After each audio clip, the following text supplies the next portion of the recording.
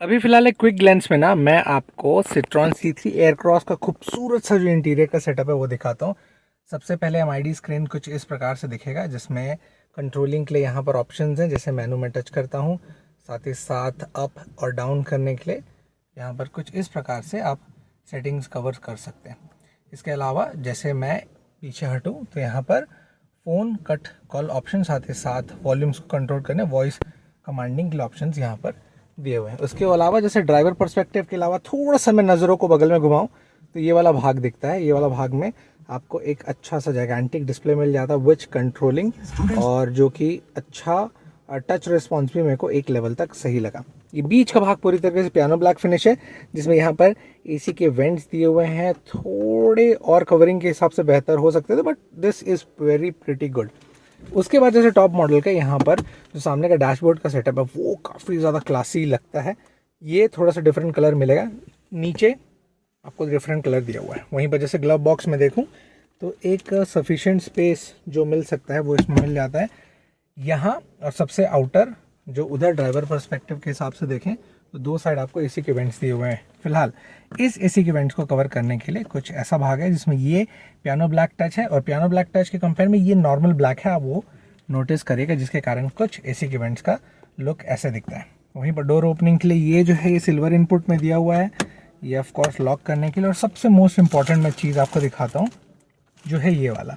फिलहाल जैसे ये लगेगा कि थोड़ा सा ये सॉफ्ट टच नहीं है, बट सॉफ्ट टच में ये आपको प्रोवाइड कराए गए हैं। अप एंड डाउन्स के लिए यहाँ पर चीज़ें दी हुई है। वहीं पर थोड़ा सा मैं कवर करूँ इस वाले पोर्शन को, तो ये प्लास्टिक में दिया हुआ है। जैसे ये हैंडल में हाथ रखने के लिए ज़रूरी था, तो ये प्रॉपर क्या है कि आपका सॉफ्ट टच दिया हुआ था। तो यहाँ पर जैसे मैं कभी भी हाथ रखता हूँ तो एक सफिशिएंट तौर पे मेरे को एक कंफर्ट फील होता है। वहीं पर यहाँ चीज़ें रखेंगे ना, सामान कुछ भी समझ लीजिए, बॉटल या बाकी चीज़ों को तो रखने के लिए ये वाला भाग काफ़ी गंदा हो सकता है, क्योंकि ये कपड़ों में है, इसलिए यहाँ पर ये जो भाग दिया है ये प्लास्टिक में दिया हुआ है। सेंटर जो आप कवर कर लिए थे ना, थोड़ा सा मैं नीचे दिखा के और बता देता हूँ। तो यहाँ पर एसी के कंट्रोल्स दिए हुए हैं, और ये रहा आपका इम्पोर्टेंट 12 वॉट का सॉकेट। यहाँ इनपुट के लिए चीज़ें, USB पोर्ट, और ये मैनुअल ट्रांसमिशन में दिखा रहा हूँ। फिलहाल बता दूँ, एक स्मूथ परफॉर्मेंस के लिए 6 स्पीड गियर बॉक्स के साथ ये आता है, जो एक पैमाने में कंफर्ट है। ऑलरेडी आप इससे क्रेटा में वाकिफ़ हैं। अब सीट के कंफर्ट के बारे में बताऊं तो कुछ इस प्रकार के ओके टाइप की कुशनिंग दी हुई है, which is pretty good. Stitching कुछ ऐसा है, और डिज़ाइन अगर आप देखेंगे तो कुछ ऐसा प्रोवाइड कराया गया है। और ये रहा ड्राइवर तरफ के सीटिंग का पोर्शन। इसके बाद जैसे ख़त्म कर लूँ तो ये वाला भाग जैसे सफिशेंट है। अब दिमाग में ये भी ख्याल आता है कि अगर मैं पीछे बैठूँ तो मेरे लिए लेग स्पेस कितना दिया हुआ है।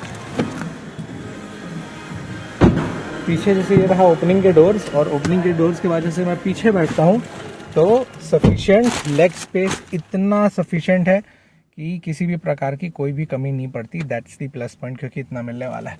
ऊपर एसी के वेंट्स कुछ ऐसे दिए हुए हैं, जहाँ पर कंट्रोलिंग कुछ इस प्रकार से 0 1 2 3 नॉब में दिए हुए हैं, और ये एसी के वेंट्स ओपनिंग बहुत ज़बरदस्त है। अब इसके फ़ायदे ये हो जाते हैं कि पीछे जो 7 सीटर ऑप्शन के हिसाब से बहुत अच्छा लगेगा। अब सबसे एक और इम्पॉर्टेंट चीज़ मैं बता देता हूँ, जैसे ऊपर का भाग जो देख रहे होंगे, ये थोड़ा सा क्लासी टच, एक प्रीमियम लुक दे रहा है, मुझे ऐसा पर्सनली फील हुआ, जिसके कारण थोड़ा सा बेहतर है।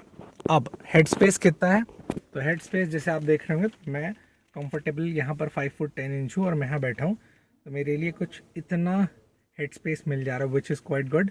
और यहाँ से जैसे मैं एसी को रेगुलेट कर सकता हूँ, तो बेस्ट पार्ट क्या है वो बताता हूँ। जैसे मैं ये रेगुलेशन कर ले रहा हूँ, दोनों एसी के दो अलग वेंट्स दिए हुए हैं।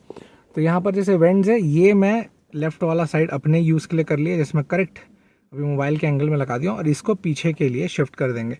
तो कभी भी मेरे पीछे जैसे यहाँ जो बैठे हुए हैं उनके लिए वो थोड़ा सा ईजी कम्फर्ट हो जाता है कि हवा उनके तक पहुंच पाए। पर एक चीज़ अभी भी बता देता हूँ, जैसे कवरिंग के तौर पे पीछे वालों के लिए ना थोड़ा सी एडल्ट्स के लिए कम स्पेस है, बट फिर भी इसलिए सिट्रॉन ने दिमाग लगा के एक चीज़ नाम रखा है कि 5+2 7 सीटर नाम नहीं रखा है, कि आप कंफर्ट समझ पाएँ कि बच्चे अगर बैठेंगे या थोड़े से टीन एज है तो कंफर्टेबल बैठ पाएंगे, थोड़े से एडल्ट के लिए प्रॉब्लम होगा। तो इस सफिशिएंट चीज़ के हिसाब से सिट्रॉन C3 का एयरक्रॉस का आपको कैसा इंटीरियर लगा वो मुझे ज़रूर बताइए।